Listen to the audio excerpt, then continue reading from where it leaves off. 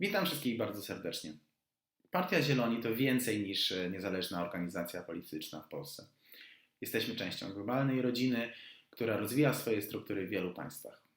To daje nam możliwość budowania relacji współpracy w oparciu o wymianę pomysłów, doświadczeń i wiedzy, po to, by powielać najlepsze rozwiązania w zakresie powszechnych problemów lokalnych dotyczących kwestii środowiskowych, redukcji emisji dwutlenku węgla czy walki ze skutkami zmian klimatycznych. Zależy nam, aby uczyć się od najlepszych. Dlatego zwróciliśmy się do brytyjskiego oddziału Partii Zieloni w Cambridge z propozycją nawiązania merytorycznych relacji. Chcielibyśmy lepiej poznać, z jakimi wyzwaniami zmagają się obecnie brytyjscy Zieloni i jakie mają na to rozwiązania. W tym miejscu myślę warto, żeby byłoby krótkim wyjaśnieniem umożliwić Państwu lepsze zrozumienie kontekstu. Mój dziadek Adam Apolinary Kaznowski po okresie spędzonym na zesłaniu na syberyjskiej Kołymie dołączył do polskiego wojska i walczył w drugim korpusie polskim pod dowództwem generała Andersa. Wspólnie z brytyjską 8. Armią uczestniczył w kampanii włoskiej, walcząc m.in. w bitwie pod Monte Cassino.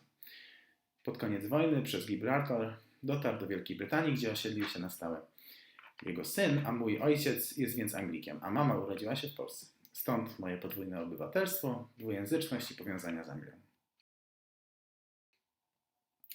Chcielibyśmy dzisiaj Państwa zaprosić do obejrzenia krótkiego wywiadu z dr Hanna Charlotte Copley, współprzewodniczącą oddziału brytyjskiej Partii Zieloni w Cambridge, Wielkiej Brytanii. Oprócz prowadzenia działań na rzecz przeciwstawienia się kryzysowi klimatycznemu, dr Hanna jest stypendystką szkoleń klinicznych Rady Badań Medycznych w Katedrze Chirurgii Uniwersytetu w Cambridge, gdzie obecnie prowadzi badania w celu poprawy zgodności tkankowej i oceny ryzyka immunologicznego w transplantacji. Zapraszamy serdecznie. Hi Hanna, nice to see you again. How are you doing? Fine, thank you. How are you? Yes, we're very busy, but generally okay. Hanna, thank you very much for engaging in our proposal aimed at sharing ideas, experiences and knowledge. Our aim is to support our local councils in their goals of becoming leaders in the region in championing sustainable growth. And we hope that our activity will help raise awareness in the community on environmental issues and why it is crucial that we step up to the challenges ahead. And I hope that our partnership will help achieve both these goals. Hanna, maybe we could start with you introducing Cambridge to our audience. What are the main challenges facing the city in the near future? So you don't have to get very near to Cambridge to notice that Cambridge is a real centre of economic growth. And people have heard of Cambridge all over the world, but what they don't really normally hear about it is that it's also a real centre of inequality, and it's one of the UK's most unequal cities. There's also a big problem with the amount of development going on, which is affecting an ecosystem in the area called the chalk stream, and the amount of water that's being taken out of what's called the chalk aquifer, which is underground, is meaning that chalk streams are running dry.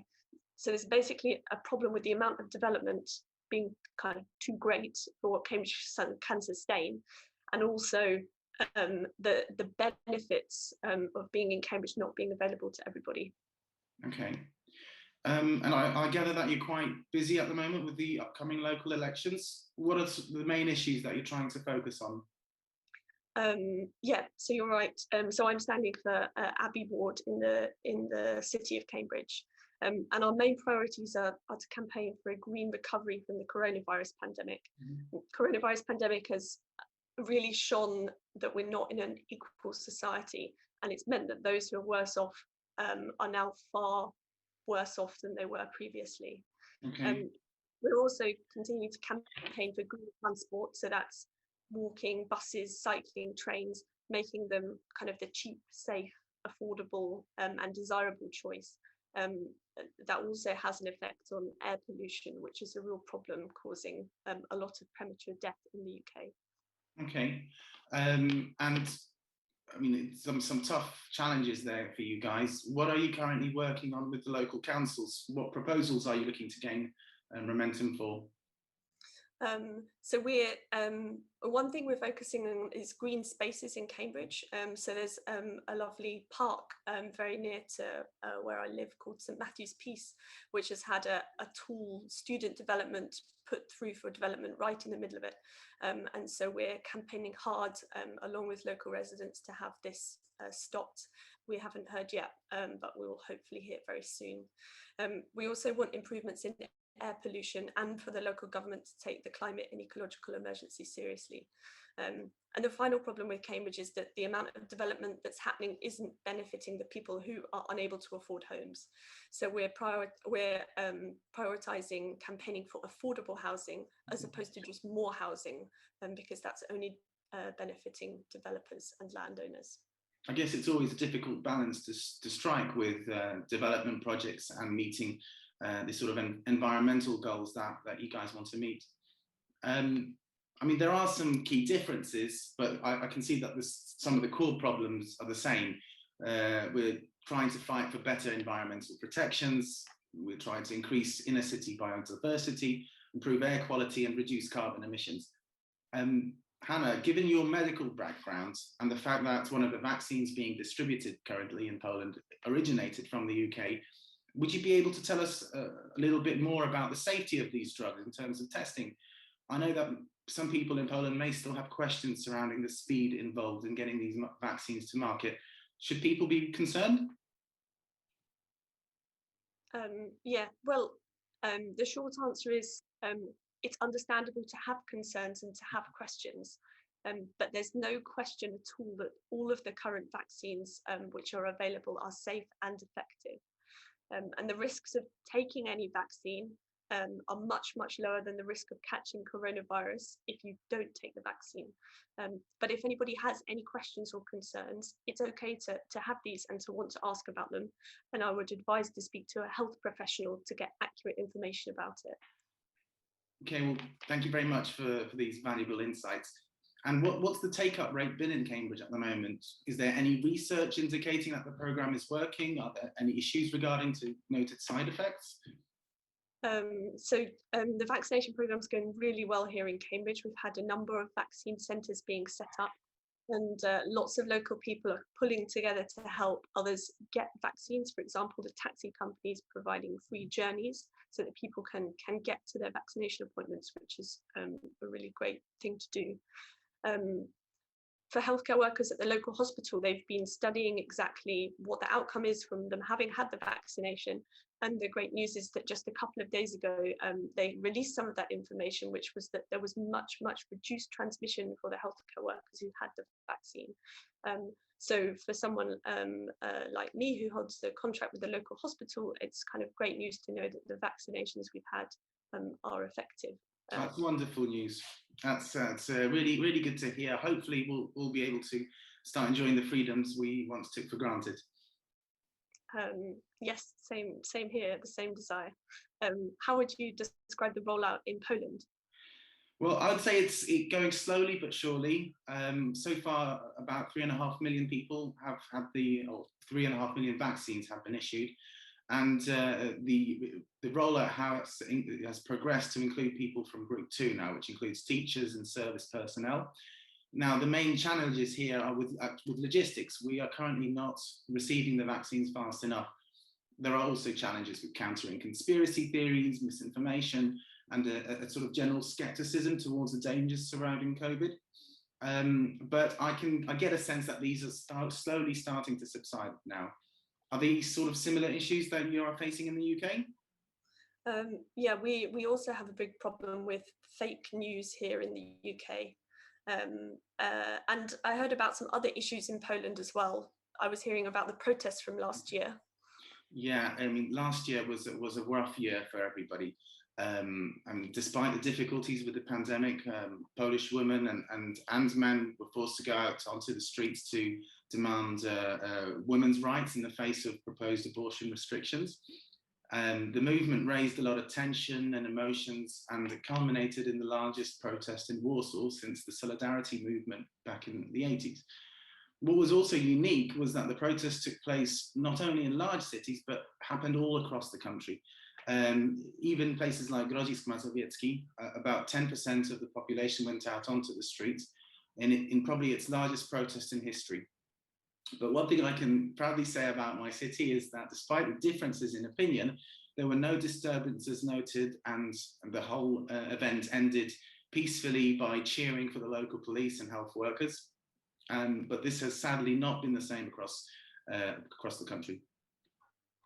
Well, that seems huge, and congratulations to the citizens of Grodzisk for not being passive on this important issue.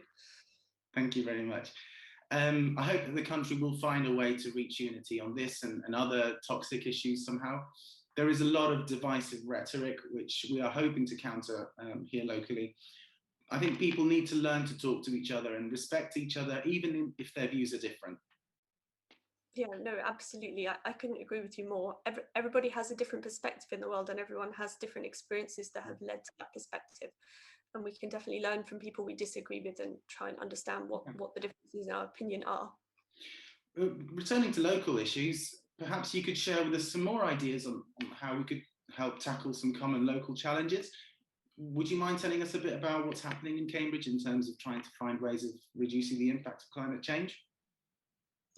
Yeah, that's a really critical issue for Cambridge, because I guess Cambridgeshire, to a great degree, and the Fenlands are particularly susceptible to flooding. And this year we've had huge areas experience floods to a much greater degree than is ever normally seen. So what we're campaigning for in Cambridge is to start kind of realizing now that climate change is happening, and to build a resilient Cambridge against it. So that means resilience to flooding, and an awareness that the transition to the low carbon economy needs to affect everybody fairly. So to create green jobs for those in areas that are really important. Yeah, that sounds like massive challenges. And you talk about the water problems. We're in Grodzisk, we're facing similar challenges ahead with droughts every year. And one of the projects being developed here locally is an idea to build a local reservoir. So we're looking into that and how that can help in solving some of the problems of climate change. How are you trying to tackle these issues that you spoke of?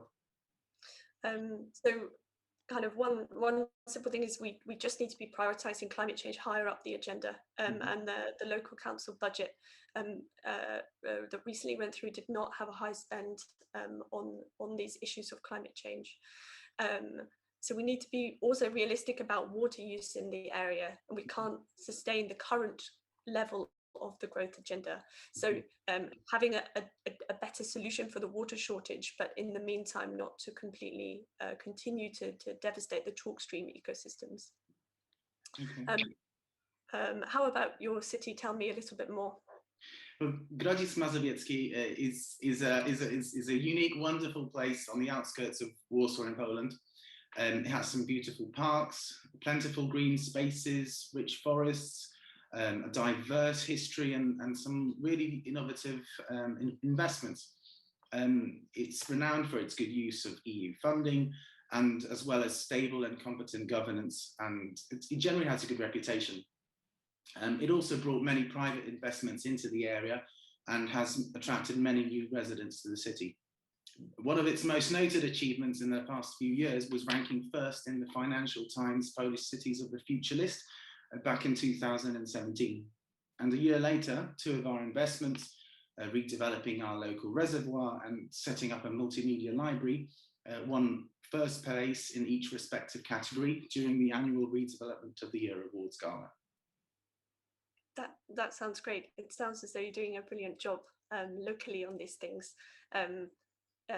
Green spaces is a real issue for us in Cambridge as well. They're very precious, very difficult to protect, and once they're gone, impossible to return to being public land. What sort of challenges are you facing as a town at the moment? Well, one huge story currently in the news involves our next door neighbour, Milanowiec, which is also, it's a wonderful, picturesque garden city, famous for its history and connections with art and high culture. But almost 2 weeks ago now, over 60 precious trees were cut down right in the middle of the city, just 400 meters from the local municipal police station. despite officers being present at the site. Now, can you imagine such a situation happening, for example, in Cambridge city centre? Absolutely not. What happened? Why was it not stopped? Well, according to the councillor Piotr Nakłoszek, who was on site at the time, there seemed to be some confusion on whether the officers had the authority to stop the devastation of this forest. But we are still awaiting more answers on the issue from the town mayor, Mr. Piotr Remiszewski. Well, good luck on this case. Thank you very much, and good luck in your upcoming elections. Fingers crossed. I'm hoping to see another green wave like we've seen recently in France, Ireland, and Germany. Absolutely. I think people are waking up and recognizing that the Green Party has a lot to offer. And we're all in this together. It's very nice to be part of an international movement with you as well. Thank you very much for your time again, Hannah, and I hope to speak to you soon. Yeah, all the best. Bye. Bye. Dziękuję Państwu za uwagę. Mam nadzieję, że materiał był dla Państwa ciekawy. W uzupełnieniu wspomnę, że planujemy kontynuować współpracę, śledząc wzajemne działania, dzieląc się pomysłami i szukając wspólnie rozwiązań na podstawie naszych doświadczeń. Dzięki temu mamy nadzieję, że będziemy mogli wkrótce przedstawić ciekawe, innowacyjne pomysły pod konsultacje społeczne. Pozdrawiamy serdecznie i zapraszamy do dyskusji w komentarzach.